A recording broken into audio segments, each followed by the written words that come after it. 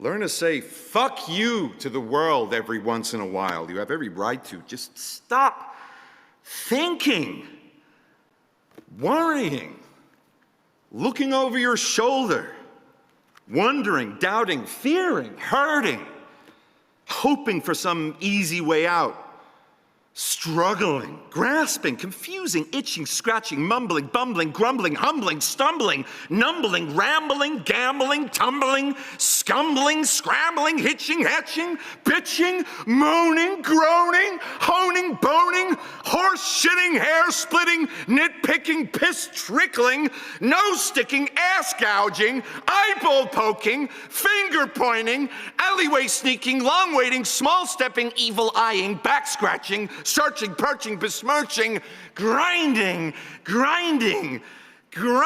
away at yourself. Stop it and just do.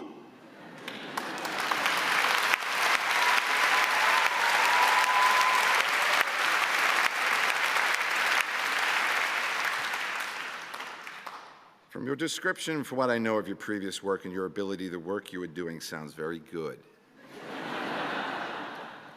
Drawing, clean, clear, but crazy like machines, larger and bolder, real nonsense. That sounds fine, wonderful. Real nonsense, do more. More nonsensical, more crazy, more machines, more breasts, penises, cunts, whatever. Make them abound with nonsense. Try and tickle something inside you, your weird humor. You belong in the most secret part of you. Don't worry about cool. Make your own uncool. Make your own world. If you fear, make it work for you. Draw and paint your fear and anxiety. And stop worrying about big, deep things such as to decide on a purpose and way of life, a consistent approach to even some impossible end or even an unimagined end.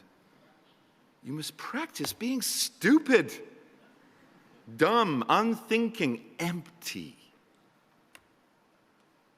Then you will be able to do.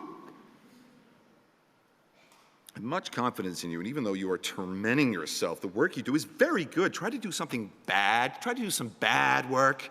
The worst thing you could think of is see what happens, but mainly relax and let everything go to hell. You are not responsible for the world. You're only responsible for your work, so just do it. And don't think that your work has to conform to any preconceived idea, form, or flavor. It can be anything you want it to be. But if life would be easier for you if you stopped working, then stop. Don't punish yourself. However, I think that this is so deeply ingrained in you that it would be better for you to do. It seems I do understand your attitude somewhat anyway, because I go through a similar process every now and again myself. I have an agonizing reappraisal of my work and change everything as much as possible and hate everything I've done and try to do something entirely different and better. And maybe that kind of process is necessary to me, pushing me on. And well, the feeling that I could do better than that shit I just did. Maybe you need your agony to accomplish what you do, and maybe it goads you on to do better, but it's very painful, I know.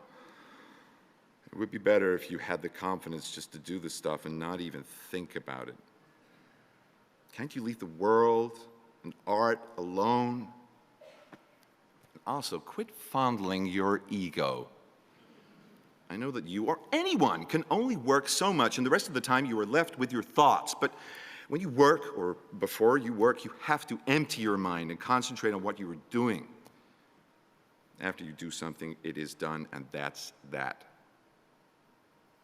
After a while, you can see some are better than others, but also you can see what direction you're going. I'm sure you know all that. You also must know that you don't have to justify your work, not even to yourself.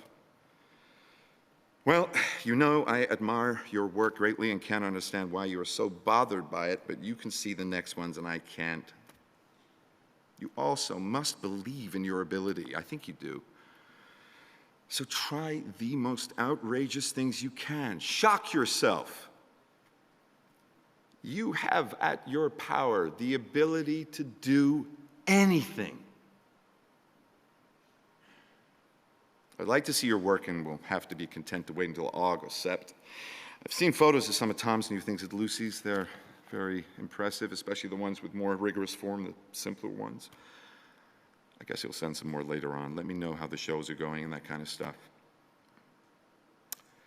My work has changed since you left, and it's much better.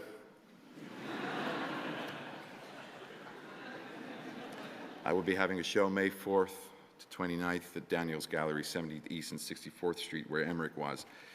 I wish you could be there. Much love to you both. Saul.